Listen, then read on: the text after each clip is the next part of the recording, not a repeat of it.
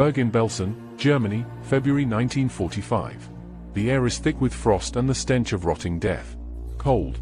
Not the kind that numbs your skin, but the kind that bites into bone. The kind that seeps through flesh, settles deep in the lungs, and turns breath into needles. In the open fields of Bergen-Belsen, the wind doesn't howl, it hisses. Over the wire fences. Between the corpse-littered barracks. Through the skeletal frames of the dying. Whispers of the dead hang heavy in the air.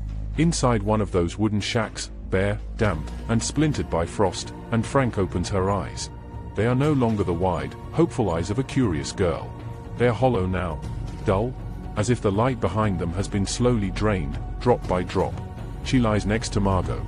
Her sister hasn't moved in hours. Around them, the sounds of hell, wheezing, coughing, quiet crying, a shuffling of bare feet against frozen mud. A baby wails. Somewhere outside, a body drops. No one reacts. And doesn't speak. Her lips are cracked. Her voice lost weeks ago to fever and infection. She simply stares at the ceiling beams, her mind drifting beyond them. To another time. Another place. Laughter in a hidden attic. The scratching of pen on paper. The smell of potatoes cooking in silence. A kiss behind a cupboard. But those memories fade, like breath on glass. And then, a scream. Ragged. Desperate. Cut off halfway. And blinks once. Not in surprise, but recognition. This is normal now. She shifts slightly toward Margot and closes her eyes. They fought too long. Hidden too well. Suffered too much. The war hasn't ended. But for and Frank, her final battle has already begun. May 10, 1940. A sky once filled with seagulls now roars with Messerschmitt engines. The calm canals of Amsterdam ripple as sirens scream overhead. Germany has invaded the Netherlands. The thunder of boots and tank tracks replaces the bells of bicycles. In a narrow townhouse on Merwedeplein, a 10-year-old girl presses her face to the window. Her name is Anne Frank. She watches in silence as Dutch soldiers scramble in confusion, rifles drawn, eyes wide. But the fight is short. By noon, the city begins to fall. The Nazis move with machine precision. Within days, they raise their banners and plant laws like landmines, Jews forbidden in public transport, barred from cinemas, fired from schools. A noose tightening by decree. Otto Frank, Anne's father, moves quickly. He splits his business into two fronts, hiding ownership behind trusted employees. In hushed meetings, he prepares contingency plans, sketches out hiding spaces. Not yet, but soon. And Anne? She tries to stay a child. She laughs, writes short stories, gossips about movie stars. But even that vanishes. The radio is confiscated. The school segregated. Friends stop knocking. Names are erased from registers. A new badge arrives. Yellow. Star-shaped. JEW in bold, black ink. She sews it to her coat with trembling hands. July 1942. A letter arrives for Margot, Anne's older sister. A work camp summons. Everyone knows what that means. Deportation to nowhere. Men taken in silence. Women vanish in freight cars. No one returns. That night, Otto doesn't sleep. At dawn, he nods once to Edith. They leave everything behind. With layers of clothing, ration books, and forged IDs, they slip through the streets like shadows. Past bakeries. Past soldiers. Past fear. They step through a side door at 263 Prinsengracht. And disappear. The door shuts behind them with a soft click. It's not a home. Not a bunker. Not a prison. But it's all three. Behind a shelf lined with books, hinged, silent, and heavy, the Frank family vanishes into the secret annex. For people, 800 square feet. One fragile chance at survival. The windows are blacked out with cloth. The walls are bare. Dust floats in the slivers of light that leak through the cracks. A faint scent of old paper and mildew clings to every beam. The silence is unnatural, loud in its restraint. Every movement calculated. Every footstep memorized. No running water between 8 a.m. and 6 p.m. No flushing. No talking above a whisper. The workers downstairs must never hear them. One dropped spoon could end it all. And moves carefully through the rooms. The cramped staircases, the uneven floorboards. She picks the smallest room and pins film star postcards to the wall. Her own way of fighting the darkness. 7 days later, a knock at the entrance. The Van Pels family steps inside, Herman, August, and their son, Peter, and studies him. 16, awkward, shy. He won't look her in the eye. She rolls hers. The silence grows louder. There's tension now. 8 people. 1 bathroom. No sunlight. No exit. Food is smuggled in by friends, ration cards bought illegally, potatoes hoarded, beans wrapped in newspaper. Meat Geese, one of Otto's employees, becomes their lifeline. Risking death each day, she smiles like nothing's wrong. And writes. Her pen becomes her voice. Her diary, her battlefield. She gives her thoughts names, her fear personality. She documents every whisper, every argument, every hope. Then, November 1942. A new arrival. Fritz Pfeffer. A dentist. Now 9. The annex groans with pressure. But still, they survive. Annan writes. Days bleed into weeks. Weeks dissolve into months. The annex becomes a world of whispers, shadows, and waiting. The seasons change, but inside, nothing moves. The curtains never open. The clocks tick louder than footsteps. Time hangs like fog. By the 100th day, the air turns stale. The walls feel closer. Sleep comes in fragments. Hunger grows sharper. Arguments start small, about bread, about noise, about space, but they flare quickly. Anne's voice, once innocent, becomes sharp with frustration. She spars with her mother, snaps at Pfeffer, and rolls her eyes at Peter. But then, slowly, that changes. She begins to linger near Peter's room. Talks stretch longer. Glances soften. One night, in the attic above the annex, with frost on the glass and the world asleep, Peter kisses her. Not passion, desperation. A fleeting spark in endless darkness. And records it all. Every word. Every heartbeat. Every fear. Her diary is no longer just a journal. It's a lifeline. A defiance. A memory in ink, should the worst come. But outside, the war gets louder. Allied bombers hum over the rooftops. Sirens wail in the distance. Sometimes, the annex walls shudder from far-off impacts. The war is no longer a rumor, it's moving closer. And inside, supplies run thin. Black market ration cards dry up. They eat rotten vegetables, moldy bread, anything that won't kill them. One night, Anne writes of a dream. She's walking free, laughing under sunlight, no fear, no hiding. The next morning, the dream fades. The mood in the annex shifts. Tension replaces routine.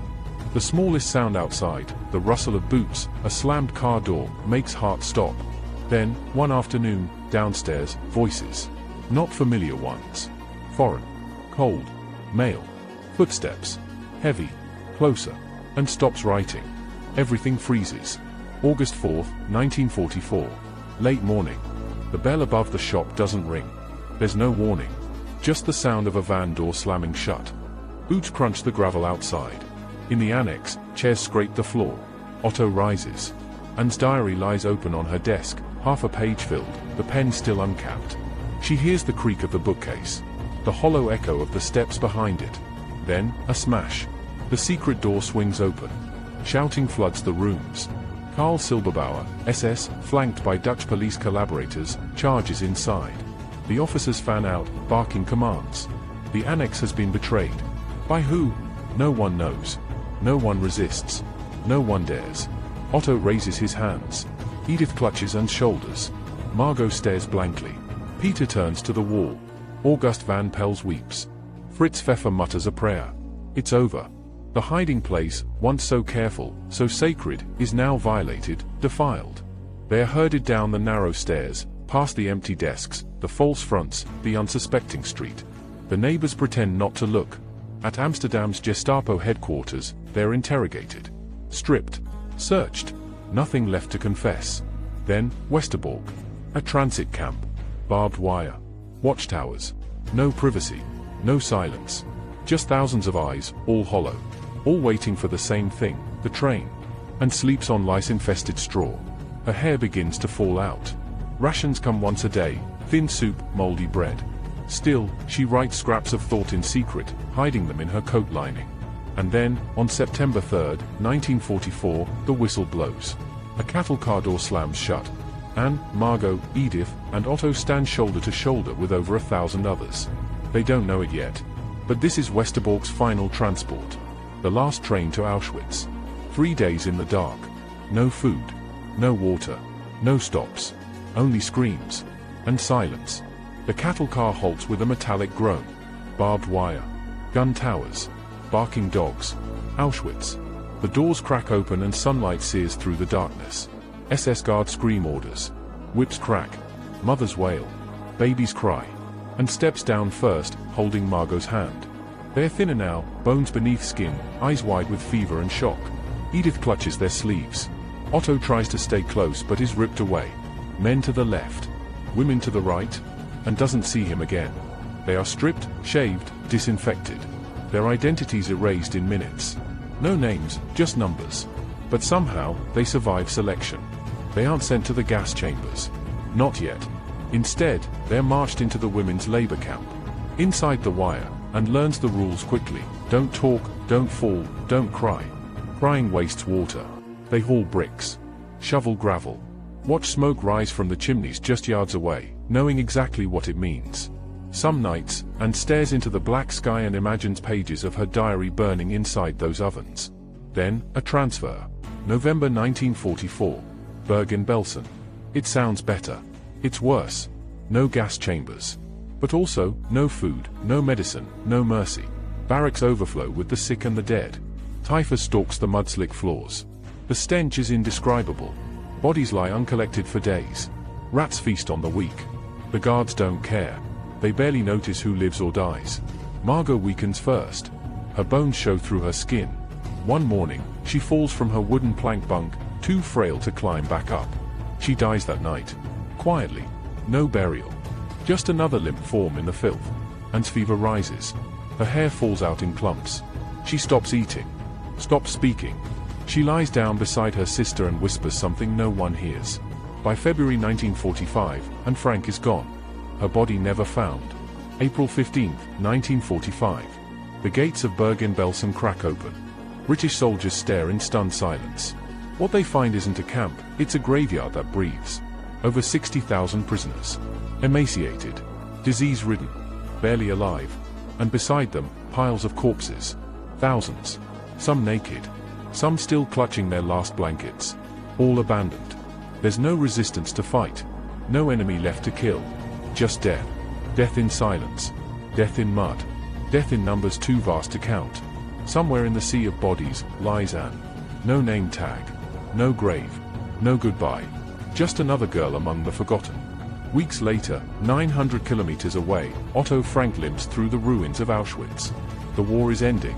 He doesn't know if his family is alive. Each day, he reads the lists of survivors. Anne? Nothing.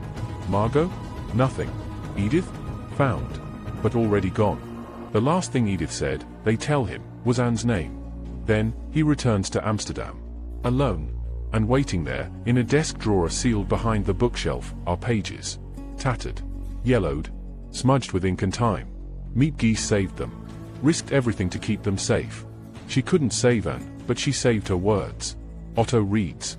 He reads about fear. About love. About the attic. About Peter. About war, silence, and longing. But what stuns him is hope. Hope written by a child who knew death was near. Who watched humanity collapse around her. And still wrote.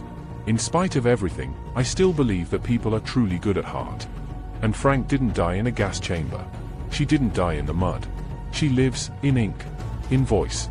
In history. Not just as a victim. But as a witness. A soldier armed with a diary. And the courage to speak when the world turned away. Her voice was silenced, but her words still echo. If this story moved you, don't let it be forgotten. Like the video to honor Anne's memory. Share to keep her voice alive. Subscribe for more untold stories from the shadows of war. History speaks. But only if we listen.